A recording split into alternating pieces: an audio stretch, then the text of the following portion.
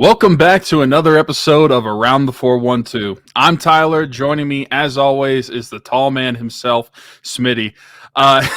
Be sure to go follow us wherever you're listening to this podcast, whether it be Spotify, Apple, Google Podcasts. I threw myself off a little bit. And leave us a rating as well. Also, go subscribe to our YouTube. We're posting reels there, which are a new thing to us, but we're trying to grow that up a little bit. So give us a subscribe, like our videos, leave some comments on things you'd like to see, as well as also we have fundraisers coming up, and they've been ongoing. As you have seen over the past few days, if you live under a rock or if you're on social media, Mariah Carey is miraculously back, which means we're getting closer to Christmas time, and she's back whether we like her or not. I'm personally one of those people that say, okay, Christmas time is after Thanksgiving, but Same. neither here nor there. For us, Christmas technically starts in July when we launch our Rockin' Around the 412 fundraiser, which has been going on. And so we need all of your guys' help. We're trying to get the word out there still this year for our fundraiser, where we're trying to raise a bunch of money to be able to get the gifts that we want to get for kids that they want, and be able to provide Christmas that Smitty and I had growing up for a bunch of families. We still have probably about like a month and a half left for the fundraiser going, and we've raised some money, but we still aren't close to our goal. We want to get closer to our goal, raise as much money as possible, because the more money means more kids that can get gifts. Also, speaking of kids, and one of the recipients for the fundraiser, or our fundraiser, Rockin' Around the 412, also another GoFundMe going on right now is Isla Keene's future. I'm sure many of you heard like a month ago, Dalton Keene passed away tragically at the Steelers games, and he left behind his 2-year-old daughter. Now, there's a fundraiser going on for her future. It's currently a little over $33,000, which is great to see, but we'd love to see that go higher and higher. So just like the Rockin' Around the 412, both of those links for the GoFundMes will be in the description of this show on the podcast platform and on YouTube as well. So you can find the links there. Our Rockin' Around the 412 link is also our pin tweet on Twitter, and you can go to GoFundMe.com for both of these. The Rockin' Around the 412, you just search Rockin' Around the 412. Year 5, I believe, is also in the title, and you'll be able to find that there. And then as well as Isla Keene's future, that's the other GoFundMe that we're trying to push as well. Very good. I think you covered everything about 2.5 minutes into the show. So great. I don't want to just skip over the fact that you started off by saying the tall man himself. Legitimately, in my life, I've never been introduced that way, so that's a first. But I will say, closer to 6 foot than 5 foot, so I'm basically 6 foot tall. That's the way I like to look at it. By like an inch. So that's the way I like to look at it. Zach and I say the same thing to each other. Shout out Flash, like and subscribe. Yeah, what a clown for trying to get on his tippy toes when you're taking a picture with him. I know. Ridiculous. But all right, let's talk about the Steelers, who lost to the Eagles in the last game that they played. Oddly enough, time of recording this right now, the Eagles are playing another football game, and Houston's putting up much more of a fight than the Steelers did in that game. On the surface, what were your takeaways from this game? Because we can dive into both sides of the football, and we obviously have a trade to talk about in a little bit too. But just on the surface, what were your main takeaways from this game? Offense continues to be really bad. The main things from the offensive side of the ball were, I think this was probably Kenny Pickett's worst game as a starter for the Steelers.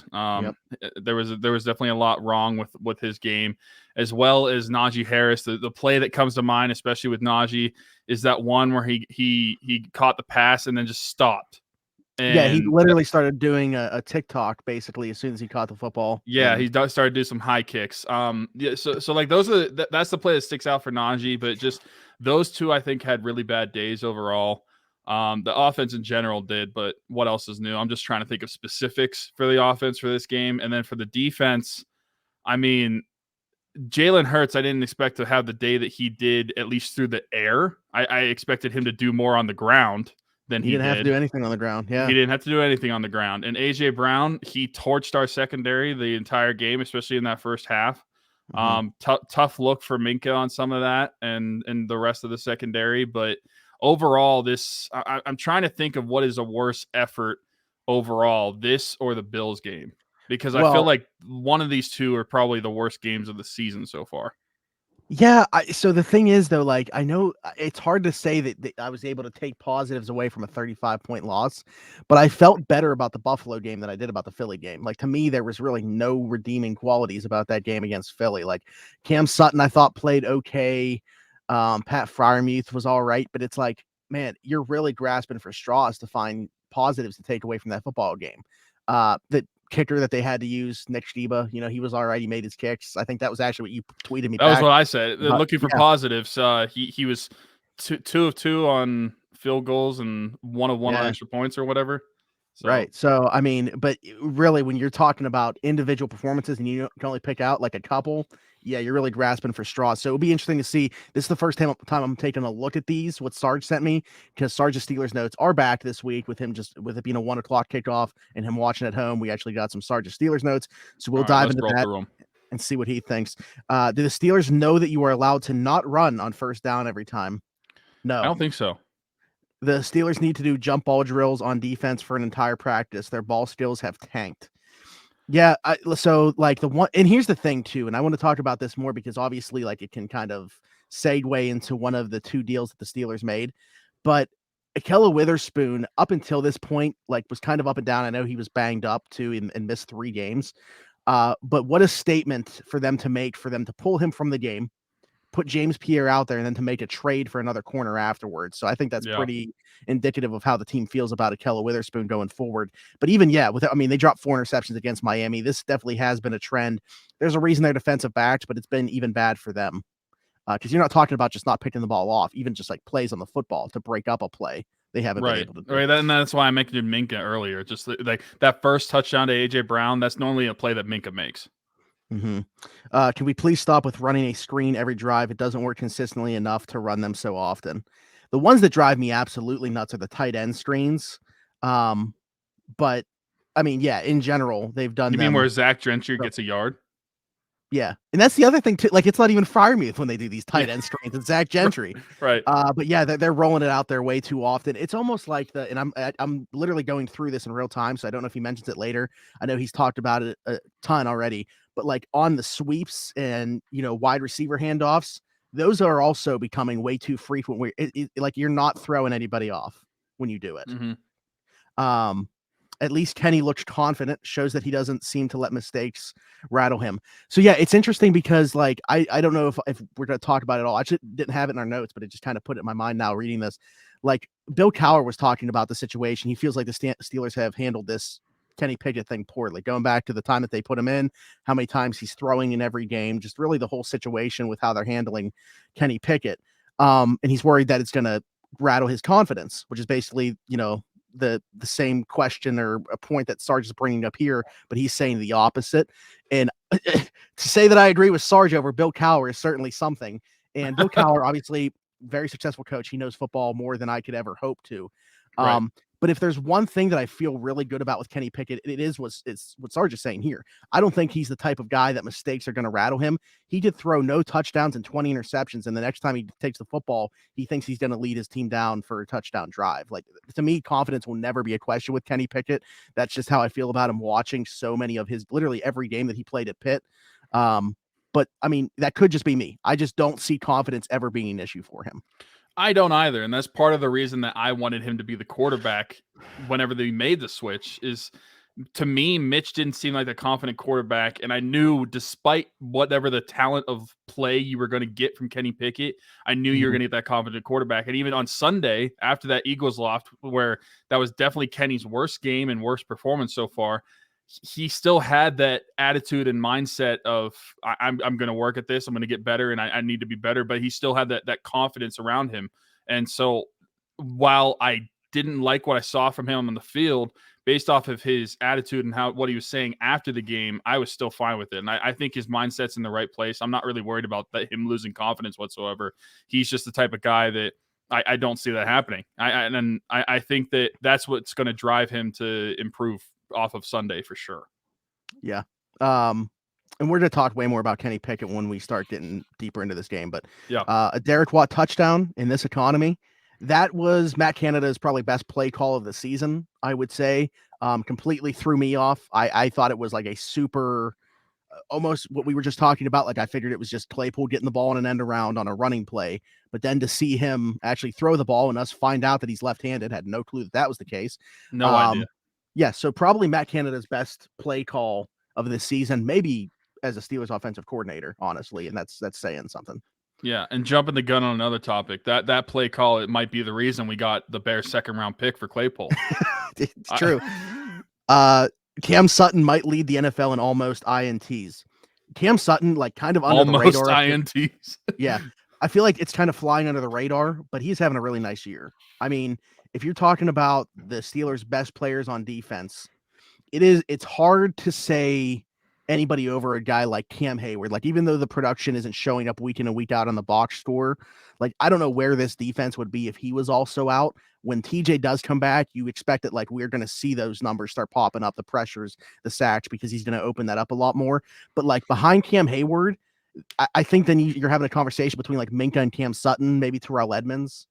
Like, I think Cam Sutton really has been that good this year. And when you've gotten what you've gotten from Akello and from, like, Levi Wallace has kind of been up and down too. He's been okay. I'd say he's probably been more okay than not, but Cam Sutton has definitely been their most consistent corner. And I think that that's somebody that I would expect them to try to extend again. You know, he only got that short extension the last time, right. 2 years. So it's so frustrating seeing teams actually try and get yards on 3rd and long, because once the Steelers get to about 3rd and 15, they just run a draw and call it a day. Yeah, they I would say anything beyond like 3rd and 10, they're probably just, and it depends, I guess, where they're at on the field too, because if they're kind of in like no man's land anyway, and they can look at it like a 2-down situation where they're going for it on 4th regardless, then it's probably a little bit different. But I do agree that a lot of the times it just seems like the Steelers are punting on 3rd down. They might as well just kick it away because they're playing for about 6-7 yards just to get them a little bit better field position to then punt it. So, yeah, I mean, I definitely see where he's coming from with this, but I think field position plays. Even if they do throw it, how often are they throwing it beyond the sticks on those downs? I feel like it's always underneath the sticks. That's definitely a conversation that's going to come up again when we talk about this game specifically because of Kenny Pickett's passing chart from this game. Why are Tony and Jim sitting elbow to elbow in the booth? So, okay, nothing on the game on this comment. Elbow to elbow in the booth. I don't know, Sarge. Great observation. AJ Brown with the Randy Moss like stat line today. Not great. Yeah, well, he ended up having great for one of my fantasy teams. So that's what I said. During the game, I'm like, it's bittersweet because sure, the Steelers are losing, but I also had Jalen Hurts, AJ Brown, and Dallas Goedert. So, I mean, how bad is it? How bad really is it? You know? Having more penalties than 3rd down conversions in a half can't be good. It is not. I am never not gonna laugh when an announcer says a big sack. Sarge, you're really starting to threaten the integrity of this program with comments like this. Did the Steelers make the refs mad or something? That's 3 calls against them that didn't exactly seem to be very good calls. Refs suck. It's the NFL. Jenny just said, come on, we're so close. We're down 18. There definitely was a point in this game. What was it like? They were down. I think they were down 11 maybe at one point, and they had the ball at the Phillies like 40. And I was like, man, if they can get points here, but they didn't. And then it got out of hand. Yeah. I absolutely do not like being the team losing when Romo is on the call. Some of the things he says stings a little too much. Well, it's funny because I actually, so Romo's called the Buffalo game too, oddly enough, like the 2 biggest blowouts that the Steelers have had against them this year. Yeah. And he finds a way, I feel like, to make it seem like the Steelers are just 1 or 2 plays away from getting back into the football game every single time. Like, he'll be like, I don't know, Jim, it's not over yet if they can get it here. Like, no, I think that's part of the reason why he is like one of the top color commentators, because he keeps the show business in it as well. Yeah. Yeah. See, yeah, people aren't big Romo fans anymore. Like after that first year, I still like him. I like him. I just think people need to look past, like, no color commentator always needs to be completely blunt about everything. They're going to make it better for the natural or the intermediate viewer that doesn't really have a stake in the game and make it more exciting. Yeah, they don't want you changing the channel. Yeah. Like they're supposed to keep you right there. It does not even look like Dotson is trying to block Hargrave. Javon Hargrave will do that to you. I mean, this is one of the top. Yeah, top 5 guys at his position. He's going to get paid again this offseason. Former Would love to Steeler, see by a the way. reunion in Pittsburgh. Yeah. I just really miss watching a team I was confident in winning every week. Yeah, like even in 2018, just because even though they didn't make the playoffs that year and finished 500, I was going to say this is going back a few years if he's confident in winning every week. Unless you're counting 2020 where that 11-0 was one of the biggest frauds in football. Yeah, like oddly enough, in 2020, even though they started out 11-0, I wasn't like that confident about them winning every single week. They were just doing it. Like they were finding a way to win football games. In 2018, because of the offense that they had, Ben leading the league in passing, everything like that, they were still able to score 30 plus points. I was feeling good about those teams going into every single week, even though that team missed the playoffs. Yeah. I wish the team had a little bit of spunk. Nice word. I don't even know who to be mad at this point. Just bummed out.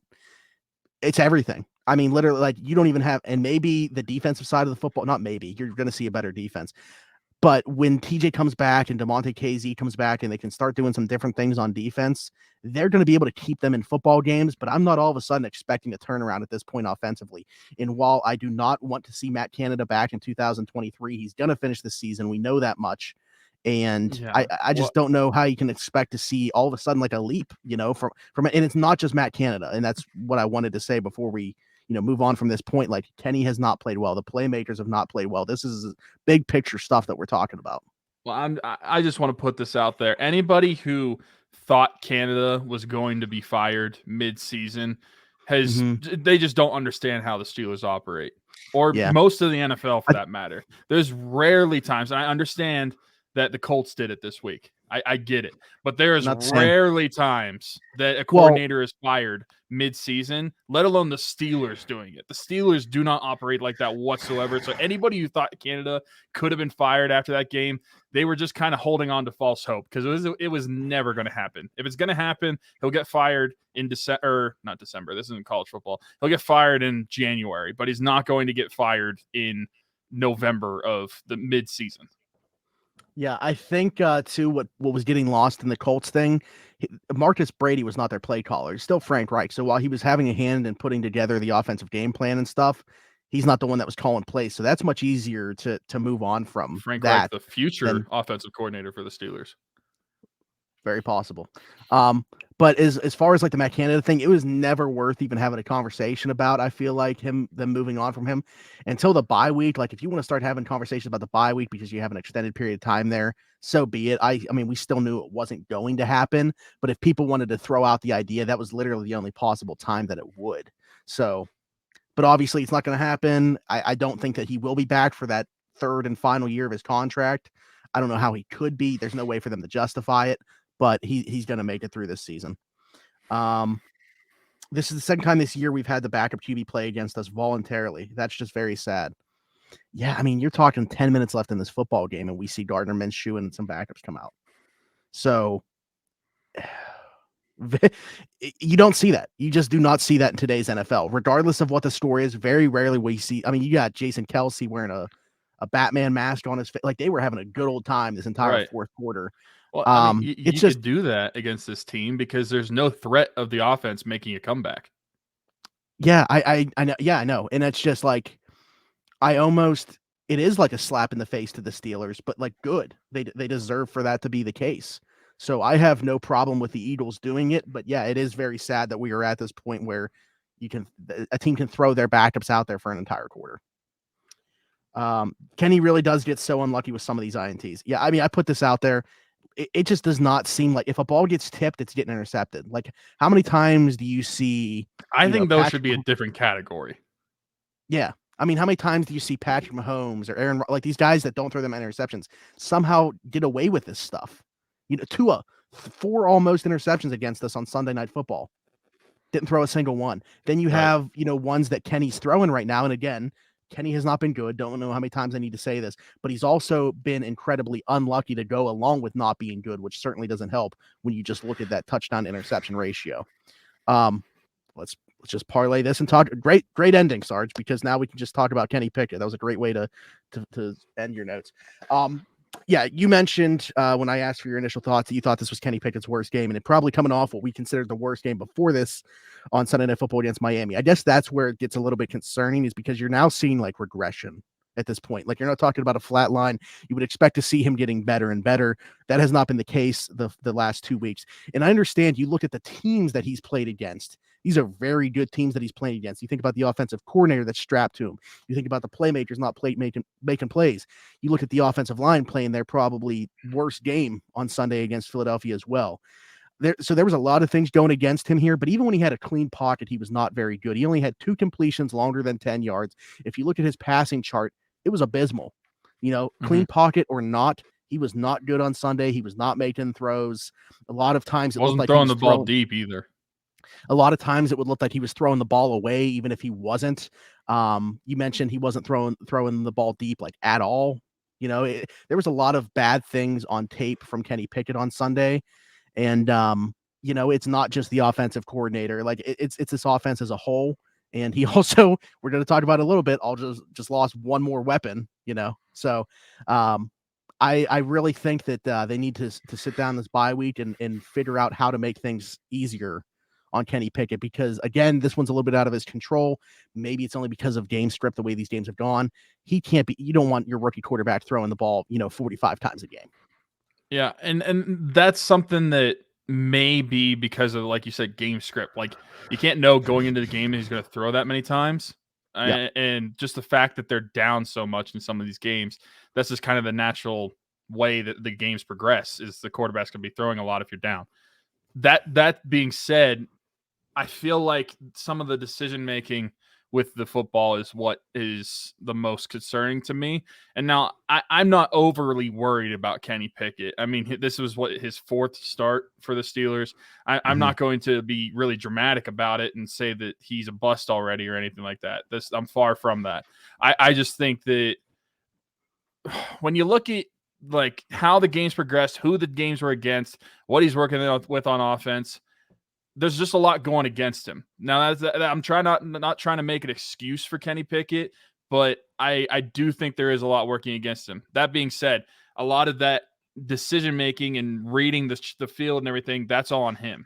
So that's where he needs to improve. And I feel like a lot of that might improve as well in the back half of the schedule, where he's not facing such a tough gauntlet of games as a starting quarterback. I mean, he's going to be over that stretch. He's going to be facing teams like the Falcons, the Saints, the Colts. Those are just some that are popping into my head. Raiders. Panthers. Yeah, so there's going to be some down teams that I think you're going to be able to see Kenny progress a little bit more, but also I feel like in those games you're not going to be as far behind, or at least hopefully you're not as far behind. And so that way Kenny's not going to have to throw the ball enough. And a lot of that also as well, even if you wanted to run the ball more, the Steelers aren't running the ball well enough to really make it effective in the offense as well. So unless Najee starts running the ball more, or if they want to just start giving Jalen Warren some more run in some of these future games, I feel like you're not going to really get help on the other half of the offense when it comes to like Kenny not throwing as much, because sometimes you might need to throw more just because that's the only effective way to move the ball. Yeah, but I think too, it's like if you are going to throw as many times as they got to be high percentage throws. Like throwing to these deep posts or these out routes, whatever they're doing right now. These low percentage throws to the sidelines where like Pickens almost makes an incredible catch or can't get 2 feet in, or he does make an incredible catch, it gets rolled incomplete, and we don't challenge it. There's just, you mentioned it, there's a lot of things that are working against him, but I think, for somebody that doesn't have the greatest arm strength, like a Kenny Pickett, you have to be, and it's why we expected him to succeed at this level, at least, to be an average guy, to be a game manager, is the accuracy and his ability to go through progressions. Unfortunately, neither one of those things are really showing up right now. And for a lot of reasons, including himself. So, got to take a deep look in the mirror here during this bye week. Come out against the Saints, completely new game plan. Don't expect that to happen. And find a way to put this guy in a position to succeed. Find a way to put this offense in a position to succeed. They're not going to magically be able to run the ball for 100 yards a game. Like that's just not happening. So to your point, when you're not able to run the ball, how do you stay in a football game if you're not throwing 40 plus times a game? But they got to find a way to do it, because you can't have Pickett throwing 45 plus times every single week. No, you can't. I mean, to me, if you want to just talk about the run game for a second, I'm ready to. I'm not saying Jaylen Warren is the better running back by any means, but as of right now, I think he's the more effective running back, and a lot of that is coming towards the end of the game where it's out of hand anyway. But even in the middle and the beginning of the game, if Jaylen Warren gets a run, I like the way Jaylen Warren is running more than Najee Harris. Najee's way too hesitant to me. He's trying to like dance too much, and I go back to that play that it should have been a first down. Instead, it ends up being a no gain. And it drove me nuts because it's like, Najee, catch the football, put your foot in the ground, and just get forward and get the 2 yards. That's all he had to do. There's no excuse as to why he didn't get that first down. And that's something that I see Jaylen Warren do is he doesn't really think too much. He just puts his foot in the ground and goes. So that's something that I would look to change in the run game. Not that you necessarily have to do a 50-50 split or give Warren the majority of the carries is all I'm saying, but give him more than 5 carries a game. I think he's deserved that. And a lot of that is just the style of running and how he's running the football, not even just looking at the stats wise. I just like what I'm seeing visually from how he runs. Yeah. So I agree. I think he needs the ball more than he has. I think also because I don't care what Najee says, he's clearly not 100%. And I'm not using that as an excuse. If he's not going to use that as an excuse, I can't use that as an excuse for him. He has not been good. Well, I can't use it as an excuse for that specific play I'm talking about. And everybody knows what play I'm talking about. That injury has nothing to do with that. No, but what I was going to say is as far as Jaylen Warren goes, yes, he has looked more effective. I don't know if you saw this. Chris Carter, Locked On Steelers and Pittsburgh Post-Gazette, and Josh Carney as well. We're talking about he's not facing stacked boxes at all, unlike Najee Harris, who is facing stacked boxes pretty much every time he's on the field. And it's because defenses still aren't respecting that Jaylen Warren could carry the ball. Anytime they see Jaylen Warren on the field, they think it's an obvious passing situation. And you're seeing light boxes for Jaylen Warren, so they're able to take advantage of that. So he's looked like a much more effective running back. I mean, he obviously looks more healthy when the ball is in his hands anyway, when he gets to second and third levels. But at least for, I don't think it's telling the entire story, I guess is what I'm getting at, by the way that Jaylen Warren has looked as opposed to Najee Harris, because one is facing stacked boxes literally every time he's on the field, and the other one is not, ever. Yeah, but you don't know what Warren's going to look like with a stacked box if he hasn't been facing him. He might just hit the hole harder. But we also don't know what Najee's going to look like when there's not. Yeah, but you're never going to get that scenario. Anytime Najee is on the field, you're going to get a stacked box until they start being able to pass the ball. Yeah, right. But if Warren doesn't have a stacked box, then you're going to be able to do that until they start stacking the box. And since we haven't seen that, you don't know what it's going to look like, because it might be worse. I mean, it probably will be worse with a stacked box compared to what he's been getting right now. But that doesn't mean it's going to be worse than what Najee's been doing with a stacked box, because part of the reasons Najee's so bad right now is because he's too damn hesitant. He needs to just make a decision and go. That's what drives me nuts about watching Najee right now, is he's trying to make too many decisions all at once. Just make one and go. If it works, great. If it doesn't, oh well, try next down. But that's the reason why Warren, to me, just using the eye test, despite him having a stacked box or not, whether I think he's a stacked box or it's more opened up, I still think he's going to be running the same way, which is why I would rather give him more run. Yeah. I think when like people, and I know that you literally started talking about this by saying you don't think he's the better player. He's just looked more effective right now. I'm for the people that are saying that Jaylen Warren is the better running back, I just want them to take that into consideration. That's all I'm saying, because I do think that Jaylen Warren should get more run. I would like to see what happens when he is in there, in like for like obvious running situations, when teams do have to feel like he is a threat to run the football. I would like to see how that plays out. But I definitely do not think that Najee Harris is 100%, regardless of what he says. Let's talk about the trades now, with the trade deadline passing. So it's funny because literally the teaser for our show last week was about Claypool not getting traded. And we got some comments about it afterwards, like, oh, what happened? Well, the thing is too, like, maybe I should have included what we said right before. It wouldn't have been as, enticing for people to watch. But I literally said, if the Steelers could get a second round pick, they would do it. The reason that you and I felt like they weren't going to trade him is because we didn't think that this type of deal would be on the table, a projected top 45 pick. Literally the beginning of the clip that you posted, I said he's not worth the value that he was taken at, so they're not going to get it. Yeah. So that part was wrong, but that was the reasoning, is we didn't think we were going to get a potential top 10 second round pick. Yeah. So they do, from the Chicago Bears, and it's Chicago's own second round pick, because there was some talk about that as well. Like, is it the Ravens one they just got for Roquan Smith? I saw you going Chicago's back and own? forth. Yeah, because like, so Albert Breer was the first one to report on what the compensation was, but he said the wrong pick. So, everybody's like, oh, it's the Ravens second round pick. And then it's like, no, it's not. It's the Bears' own second round pick. So literally my Twitter was just going in a circle when that trade came out. But yeah, I'm a little surprised that Chicago was willing to part with that pick. Obviously, it doesn't mean much for them this year. I don't think Chicago's necessarily in a position to compete. This is more so about Justin Fields' development and finally getting him another weapon besides Darnell Mooney to throw to.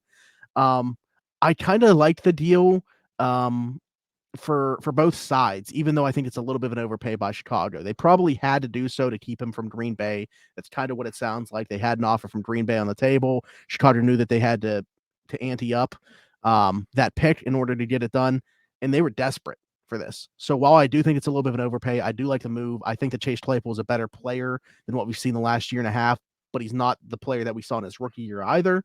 I think he's somewhere in between there. This is a great spot for him, though, because he could be a featured player in that offense. Pittsburgh does not use their slot weapons, which was where he was being played here. He also gets to be super close, as close he could be in the NFL to Notre Dame, his alma mater. I just think it's a great landing spot for him in total. And for the Steelers, you get a very valuable pick in what looks like all of a sudden, they're 2-6 right now.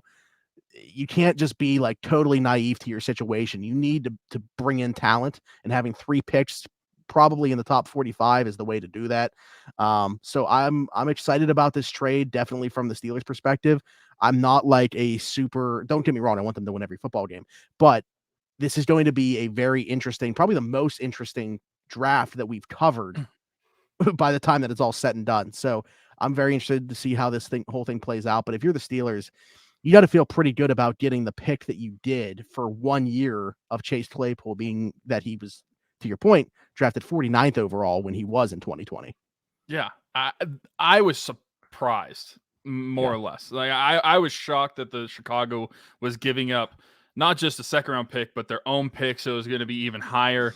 And I was also surprised that the Steelers made the move. Now, when I saw what the pick was, I wasn't as surprised, but with the news that Calvin Austin III was going to be out for the remainder of the season, I didn't think they would make a move with Claypool, just because who were we throwing to at receiver? Like, you have George Pickens and Deontay Johnson, but after that, you got Steve Sims, Miles Boykin. Like, there's a big drop off even from Claypool. And so I was shocked whenever I learned about the pick, but I do think I agree with you. I think it's great for both sides. From Chicago's perspective, I think that you're making a trade, and kind of similarly for how people drafted Claypool, like the Steelers drafted Claypool, they're kind of also trading with a draft mindset of somebody that has great traits that just hasn't planned out with those traits yet. If you still want to look at it, like I look at it that way. I think they look at the receiver that Claypool could be based off of his traits, and still think that they could develop that to him, as well as getting a weapon for Justin Fields. Now, for the they Steelers, got to find out if Justin Fields is the guy. That's what this is all about. And giving him a 6'5" wide receiver is going to help with that. Now, with the Steelers' perspective, it's amazing. Like you said, this is going to be the most interesting draft we've covered, especially if the Bears could. I hope Bears are one of the worst teams in the league from here on out, just to keep that going higher. But to have a top 45 pick, potentially top 10 in the second round, so like 43 and up pick. Right now, it's the 43rd pick if they were drafting today. That's awesome to really have that draft capital. And whether people want to say it or not, Steeler fans want to say it or not, we are in a bit of a rebuild right now. And the best way to do that is to get capital for that rebuild. So to get a potential top 10 first round pick, you're going to get your own second round pick, or potential top 10 first round pick, because the team stinks. The Steelers stink. Let's just face it. You're going to get your own second round pick, which will also be high, and then a Bears second round pick that will be high. That's a great way to do it. Surprised it happened, but especially during the season. But I'm happy that it happened just because of the value of the trade.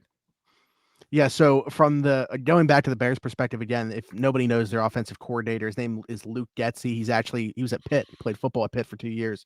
But he is the offensive coordinator for Chicago. His resume, he was his previous stop, the passing game coordinator and quarterbacks coach of the Green Bay Packers. So obviously had a good bit of success there, pretty highly touted, and Chicago was able to take him away from a division rival. So worked with Aaron Rodgers there, obviously started off helping develop Jordan Love a little bit. But the plan here, from what I've understood, and I don't know if you guys know Jacob Infante at all, covers the Bears. We follow each other on Twitter. We went back and forth talking about this deal. And from their perspective, the guy that they were always talking about trying to emulate from Green Bay was Alan Lazard, which is kind of funny because it's not like he's like a superstar player, but what he offers is inside out versatility, similar to Chase Claypool. Like we've seen him play on the outside, we've seen him play on the inside, we've seen him have much more success in Pittsburgh on the inside. But can, Justin Fields and Luke Getsy and being in a new system that can actually push the ball down the field, maybe unlock some of that on the outside for Chase Claypool as well. We will see, but I definitely understand after talking to him more about this deal, why Chicago was so, like pounding the table to get a guy like Chase Claypool there. Yeah, I think it makes sense, and it's really funny if that's what the Bears did, was like just dodge the Packers or jump above the Packers. Just really ironic there, especially because Aaron Rodgers is throwing to nobody. Well, it's essentially the same deal on the whatever. table. It's just Pittsburgh feeling like Chicago's going to finish with a worse record and taking a better pick. Yeah, makes sense. So if Chicago somehow does finish better than Green Bay, Pittsburgh kind of swung and missed by taking Chicago's deal as opposed to Green Bay's. But, it's a calculated risk. Yeah. And I mean, I was surprised the Steelers made one trade, let alone two. So very close in proximity as well. Like immediately after, the details come out about the return for the Claypool deal, we find out the Steelers acquired William Jackson III. Now, this is so funny because it's just such a Steelers thing. Like as soon as they're linked to a name, it doesn't matter how many years ago, they're kind of always on their radar. So 2016 draft, William Jackson was the guy that I had circled as this is going to be their first round pick. Cincinnati, one pick in front of them, takes William Jackson III. Kind of, we're not in that room. We have no idea what happened during that, but it just, from the outside looking in, looked like the Steelers just went into a fire drill mode. We're scrambling around, picked a cornerback's name out of a hat, and it was Artie Burns. And so that's who we ended up with our first round pick in 2016. I had no clue who this guy was. That was kind of like the first year that I started like getting into the draft a little bit. 2017, I was like real heavy into it and kind of have been since then. 2016, I was paying a little bit of attention. Obviously, like I said, William Jackson III was kind of my guy and one pick away from it happening. So ever since then, he's kind of been on the Steelers' radar. And for it to come full circle now where they make this deal, and with the situation that was going on in Washington, he hasn't been healthy. He hasn't been that good. Basically a free player for the Steelers. I mean, you're swapping conditional 6th and 7th round picks in 2025. So, you got him for essentially nothing here. But this goes back to the conversation that we were having about Akello. For the team to go out and acquire a cornerback, a week after benching Akello Witherspoon and replacing him with James Pierre, and then for, Terrell Austin and also Grady Brown, the defensive backs coach, to talk about it's reasonable to expect him to start against the Saints. I mean, what that's just one indictment, I think, of where they're at with Akello Witherspoon at this point, because I really do think we're going to see William Jackson play immediately. Well, especially with William Jackson hasn't practiced with the Steelers yet, and they're already saying he's going to start. Yeah. They haven't seen him play a snap with the Steelers, and he's going to start. I mean, yeah, Akello's been, like you said, up and down all season. A lot of times he's been in good position, and he just hasn't made a play on the ball. And other times he has just looked really bad, including this most recent Eagles game, which got him benched. So it's hard to blame the Steelers for wanting to make a trade like this, especially when it's such a low-risk option. He's not making a lot of money this year, and I mean, there is an option next year for 12 point something million. Yeah, that's not going to happen. But for this year, it's super low risk. Doesn't really matter for the Steelers. And if anything, it just gives you more depth in that cornerback room and potentially a starter in that cornerback room. William Jackson hasn't had a great year so far, but he could turn it around in Pittsburgh with better play from the secondary overall in Pittsburgh. Yeah, it's a different scheme too. Like they ask their cornerbacks to do different things, especially when you have the pass rush back, like we're going to now that TJ Watt's going to be back on the field. You're not going to be asked to do as much as he was being asked to do in Washington. But yeah, I don't expect that $12.5 million option to be picked up. If he is good, I think that they would try to work out something else. He's not making $12.5 million next year. There's no way. But it is nice to see, like, this guy wanted to be in Pittsburgh. He, waived his bonuses, his per game bonuses and everything the rest of the way. And he also said, like, the reason that the language was the way it was for the deal and he wasn't released and he was traded was Washington knew he wanted to be in Pittsburgh and kind of had to, like, they were willing to make that work. So, shout out to both sides for getting that done, and shout out to him for wanting to be a Pittsburgh Steeler, after 5 years of not being able to be. So finally made it happen. But yeah, so now they have their bye week, so we don't have to give a game prediction for this one yet. We will talk about previewing the Saints before. Yeah, the bye week got this one. And I again, it's fair to expect that they are going to, like, this is what this is supposed to be, a reset for everybody. We're going to see a little bit of a different defense when they step back onto the field. From the offensive side of the football, this bye week just needs to be about simplifying things, because I mean, it's already a very simple offense, but it needs to be, I don't even know how to word this and make it make sense. Honestly, everything needs to come easier for Kenny Pickett the next time they take the football field, because he is trying to do way too much right now in an offense that there is absolutely no complexity to. So, well, I mean, and maybe the offense has to simplify as well around Kenny Pickett. I don't, maybe sure. that's a blind or an ignorant take on it. I don't really know that well, but maybe part of the reason that Kenny's not performing well is the offensive scheme they're running right now. Maybe they just need to simplify things across the board. Smitty Stoops has something for you, actually, okay, and everybody listening or watching to this. So this was before Chase Claypool was traded, and he wasn't the one involved in it, so it has nothing to do with him necessarily. But everybody's talking about Matt Canada. I will say that, like, I don't think he will be back in 2023.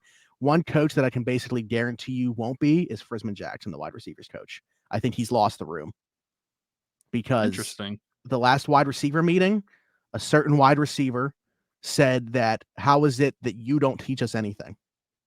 Literally, while they were watching some tape, he said, you teach us nothing. Called him, and this is going to be very funny because of the way that we use the word, called him a simp and walked out of the room. Interesting. Now I'm only thinking about who said that. But it was one of the wide receivers. It's not one that I feel like you would think. So, I mean, my immediate reaction is George Pickens, but I don't know. Nope. I'm telling you, it's not one that you would think. So, but anyway, I don't want to get into a whole guessing game and people being, well, people are going to try to guess who it was anyway. But I'm telling you right now, that is the one person I know it's not is Gunnar Olszewski. I don't see Gunnar Olszewski calling him a simp. That's not country enough for it. But to me, that's like the one. The only way that works if Gunnar Olszewski called him a simp and then spit some of his dip on his foot or something. That's the only way it would work. I know Chase is going to have to find somebody else to get him some. Yeah, he's got to get a new plug. But talking about the back half of the schedule, just to wrap things up, there's some winnable games after the bye week. I mean, we named some of the games already, like the Saints, Falcons, Panthers, Colts, and then who's the other non-divisional game in there? Oh, Raiders. But you play the Raiders twice, Bengals and Browns. Bengals and Browns are both at home. So divisional games, even with how bad the team is, those are always up in the air for how the game's going to play out.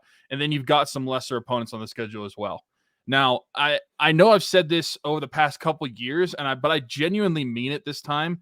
I would prefer if the Steelers remain bad, like stay bad. I would love to see some progression from Kenny, but also lose the stupid game, because listen, this might sound bad, but I'm at the point right now where the team is bad enough that I just want them to remain bad. It's going to make me so frustrated if they're going to perform well enough to get to like 7-10 or 8-9. I would be livid if that happened, because mediocrity is so stupid in the NFL. But there's definitely some winnable games, and I'll just leave it at that. Well, I am hoping that they win every game still in their schedule. If they win every game, that would probably put them in the playoffs. Now you're a simp. I'm not going to root. I'm a Pittsburgh Steelers fan. I'm going to root for them to win every single game, regardless of what it means for their draft position. All right. So you're a Pittsburgh Steelers fan for this year, not their future. I get it. What if that pick sucks? What if the player they use that pick on sucks? Even though there's a higher chance that it'll be a better player. The probability is better. If they're picking where as opposed to where? Top 10 to top 20, you're picking different caliber players. That's not true at all. The top 5 is different. NFL executives say from pick 10 to pick like 32, you're picking basically the same player. So unless they're picking like inside the top 10. So you're telling me the number 1 tackle compared to the number 5 tackle is the same? Basically, yeah. That's not true. We've seen from several drafts that's not true. But because the player that you're saying is the number 1 tackle, who was the number 1 tackle last year in your mind going into it? Evan Neal? I don't even remember the draft last year. Was it Evan Neal? Because Charles Cross, who was the number 3 tackle on most people's boards, has been the best tackle. I'm just saying, I'd rather have the higher draft pick than make the playoffs. Yeah. I mean, what are we doing? What are we doing here then? If we're not rooting for the Steelers to make the playoffs, what are we doing? They're not going to make the playoffs. But I just asked you the question, though, and you said you'd rather have the high draft pick than to make the playoffs. This year, yes, I would. Because you're starting new. You're talking about last year of Ben, then whatever. This year, yeah, honestly. And the thing is, most people obviously agree. I literally just quoted something from Filipponi who put up a poll. 66% of the people would rather have a top 5 pick than make the playoffs. I mean, win the division, make the playoffs. So not only they would also be hosting a playoff game in that case. Well, that is shown that doesn't matter for the Steelers. They've lost the last few games they've hosted. No, I'm saying like it's another game in Pittsburgh to go to and stuff. Like just it's another game. I'm not going into it, so I don't care. I can never be in the mindset of wanting my team to lose any football game. Like you used to not even like the Steelers. They could literally be okay, yeah, but now being an adult, a mature grown adult, kind of, week in and week out, I'm rooting for the Steelers regardless of what their record is. I'll tell you this right now: if they are in the last game of the season and they need to lose to get the number 1 pick, and if they win, it messes it up, I still want them to win that football game. We just think differently. I know. And like I said, the majority of the people, at least on that poll, agree with you. And that's fine. I will never root for them to lose a game, regardless of what it means for draft position. I'll take my chances. All right. Well, that's unless you have anything else, we'll stop football talk and switch gears to a worse team. No. Somehow. The Pittsburgh Penguins are on a 6-game losing streak. They've only gotten 1 point in those 6 games. And in that game, they blew a 5-2 lead to the Boston Bruins. I don't even know where to begin with this team because like my issue on the surface is really like, so let's start with people that are bashing the team first and foremost, like the reasons that they're bashing the team. It doesn't fall on the core, the people they brought back. Those have been their best players still. The reason that this team is playing the way they are right now is the regression of Brian Dumoulin, them bringing in a well past his prime Jeff Petry and not doing anything about the bottom 6. And also the goalies haven't been good. I feel like that's getting overlooked, but every once in a while, I know that everything has kind of gone wrong in front of them. You're allowed to make a save, and they have not gotten that in this recent stretch either. But to me, like you can't blame them bringing back Crosby, Gino, and Letang for the way that this season has started and this recent stretch has gone because they have not been the problems through it. No, I mean, sure, they've made some mistakes in game, but overall, their main problems have been some of the play from some guys on the bottom 6 and the guys you named on defense, and some of the goaltending a little bit. But I mean, Brian Dumoulin's been on the ice for 41 goals against already this year. 41? I thought it was like 19. I just saw a thing today. Actually, I mean, let me see. Although it's 19, I thought it was like 19 before like the last like game or two. Maybe I'm wrong. I would hope that it wouldn't go up that much. I don't think that's possible. I don't think that's mathematically possible. But I mean, Brian Dumoulin's bad. Go figure. Who could have told you that? Us, along with literally anybody else that knows anything about hockey. Brian Dumoulin is bad. We've been saying it for 2 years. It is what it is. The Penguins kind of like dug their graves with this one. And what do they do with it? How do you get out of it? Wait, has the team given up 41 goals? Is that what that is? I have no. You're asking the wrong person. Okay, well, because I see that. So I see the thing about being on the ice for 19 goals against, but that was before yesterday's game. So like add that to it, and that's probably what, I 21? Find out right now. You think he had to be on the ice for more than 2 goals against yesterday, dude? I don't know. I'm just guessing. I'm trying to be. I don't even know how to look at that, honestly, because it wouldn't just be his plus minus. No, but because he was only a -1. I know he was on the ice for at least two goals against. I mean, every time that the opposing team scores, I feel like I look at the ice and he's on it. Nonetheless, what do you? Yeah, you definitely can't look at that because if it's on the power play for the other team, if the Penguins like how do they get out of this situation with him? What are they supposed to do? I mean, so I don't know. I think that everybody should probably read Jesse Marshall's latest article where he kind of talks about it, and also Hunter Hodes was talking about it. Really, the only possibility that I see other than not playing him, and bringing up Ty Smith, I think you got to put POJ up with Letang and kind of shelter Brian Dumoulin in third pairing minutes with Jan Ruda. That is the only solution that I see with him still playing. And you can't play him on the peak. Like it's like literally that point of sheltering where it's not even worth it. Like I think that the solution to this is just bringing up Ty Smith and having POJ. He should play like 5 minutes a night if he's gonna play.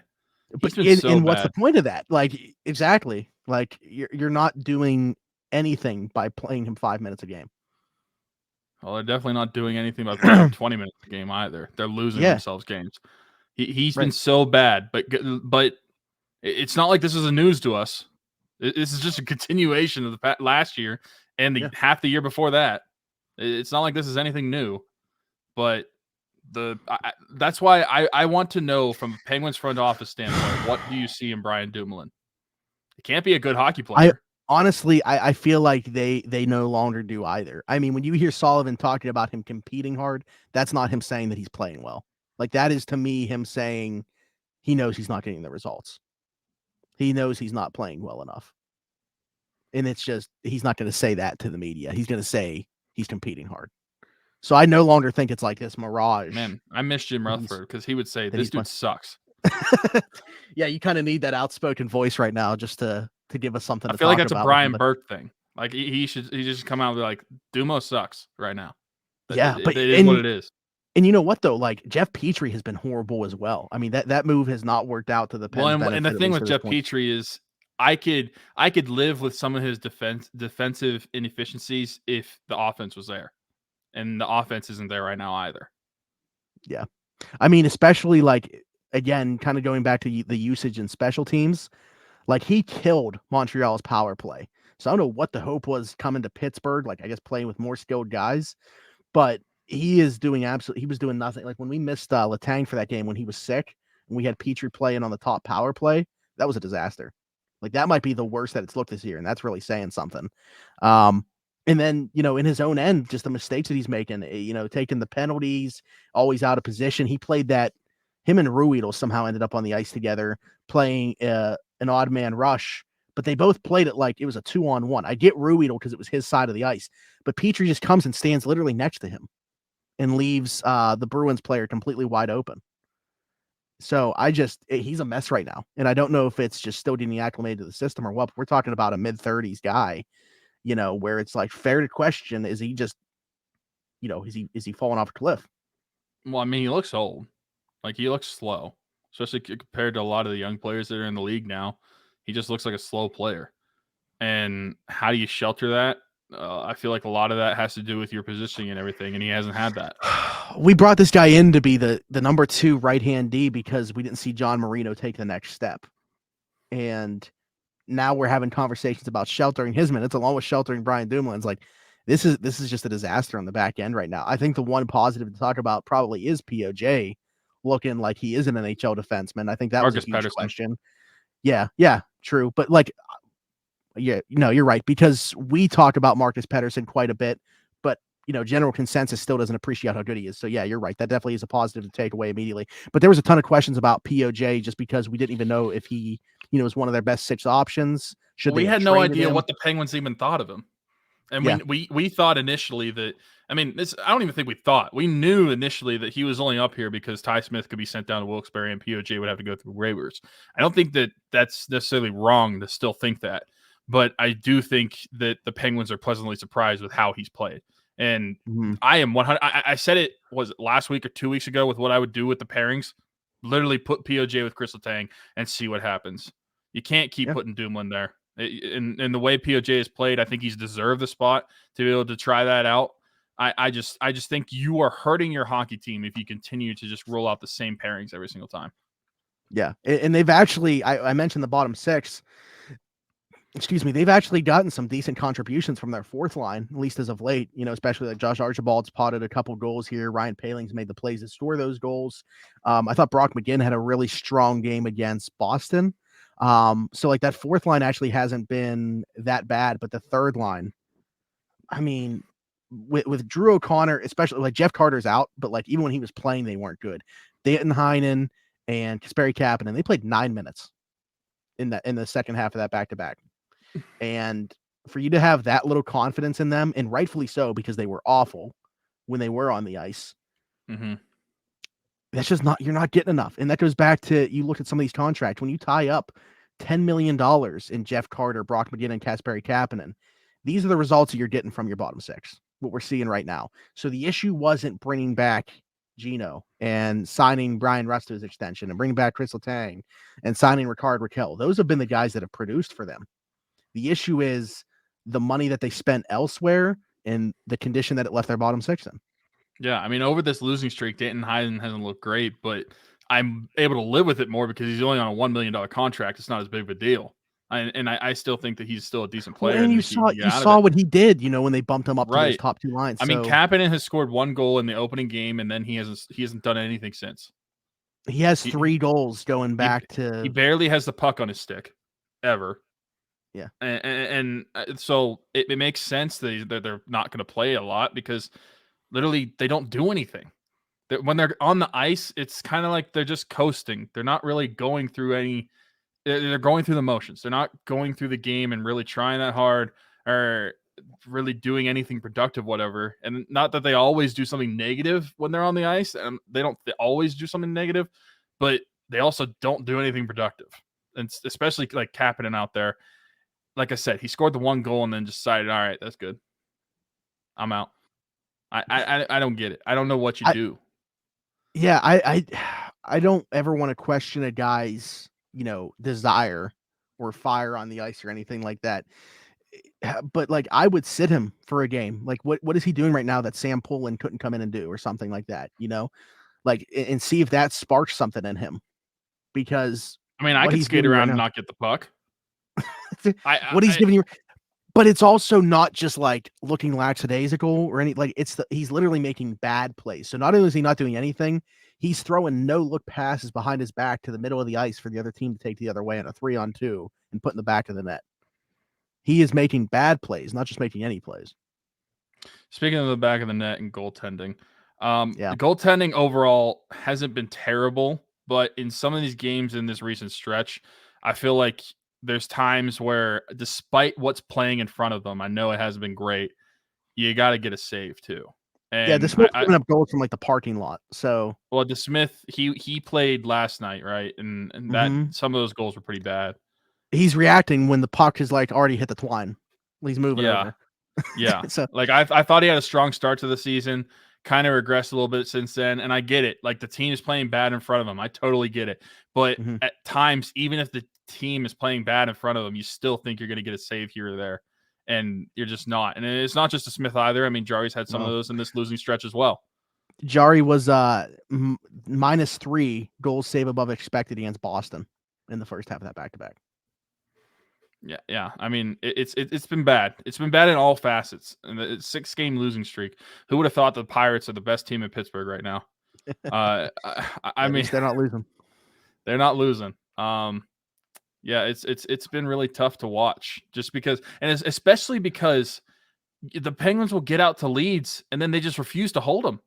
Like, I want to know what their goal differential on the third period is over this losing stretch. It's got to be really bad, because the last, I feel like 3 games in a row have all been third period leads that have been blown.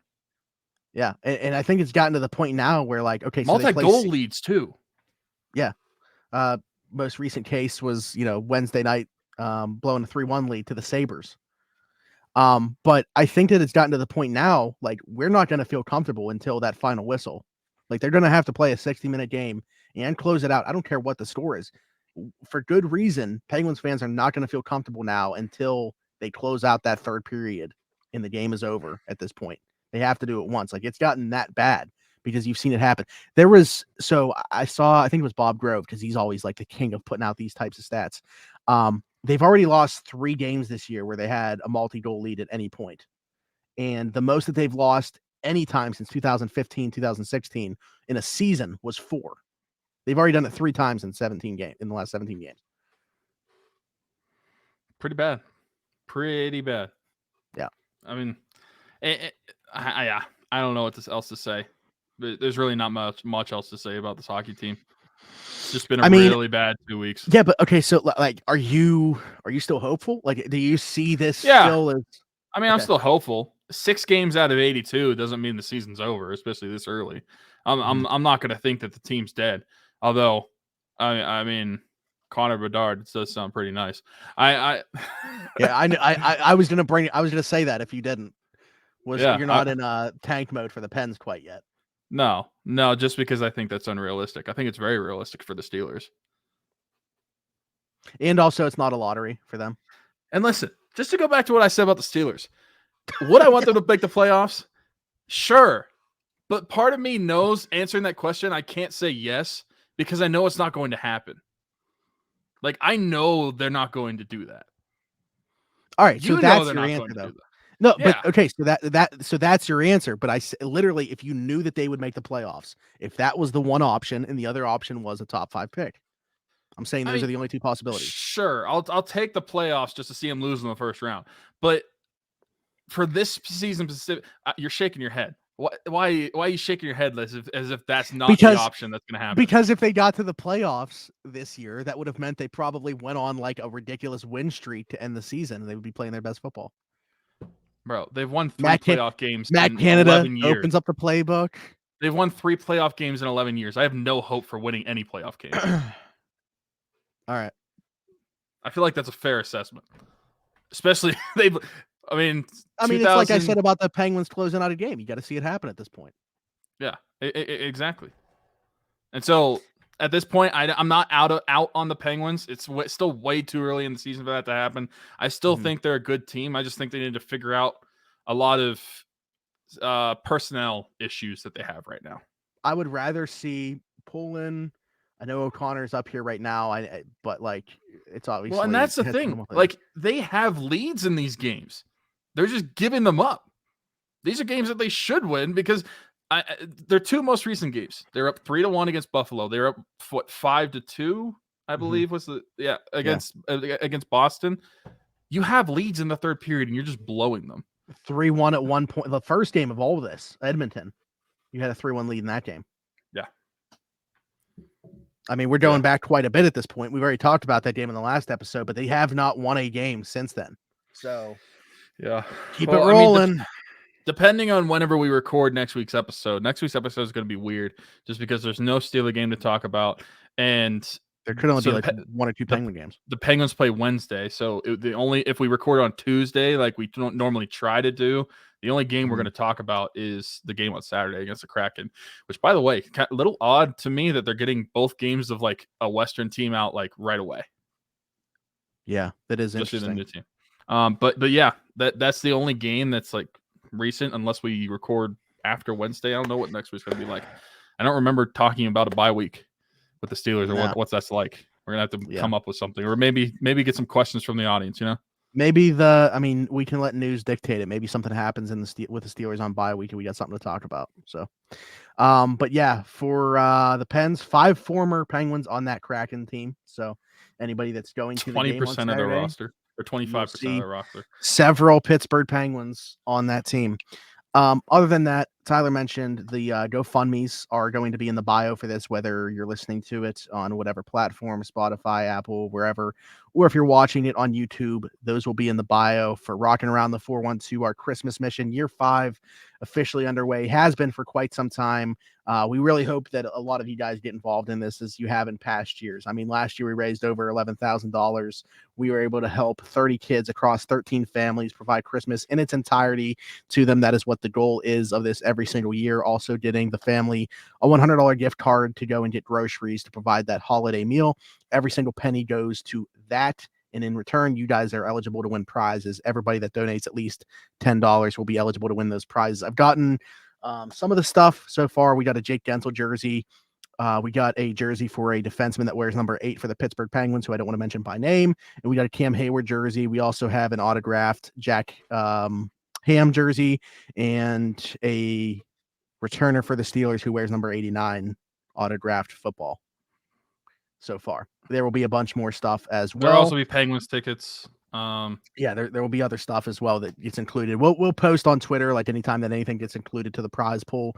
But you got to donate at least $10 to be eligible. At least there wasn't a Claypool jersey. I know. I gave away a Claypool jersey at the beginning of the year. 200 IQ move right there. And also, along with Rock Around the 412, one of the recipients will be Isla Keene, my friend Dalton Keene, who passed away, his 2-year-old daughter. There's a GoFundMe set up for her specifically as well that's already raised over $33,000, which is unbelievable. You know, if anybody watching or listening to this has been part of that, can't thank you enough, on the family's behalf. I know that they're super, super thankful. They're not a very expressive group of people necessarily, so on their behalf I can let you guys know that just seeing their reactions to everything that has taken place since that, they are very thankful for everything that people have done for them. So but other than that, that's in the bio, so get involved with that stuff. Like and subscribe to the channel, leave us a 5-star review wherever you can. You guys can actually subscribe to the link tree itself as well, so that's really cool. But however you guys want to get involved, comment on the show, leave us questions like Tyler said, because we're probably going to need some stuff to talk about next week. But other than that, for Smitty, for Tyler, this is Around the 412, and we will talk to you guys next week. Bye-bye.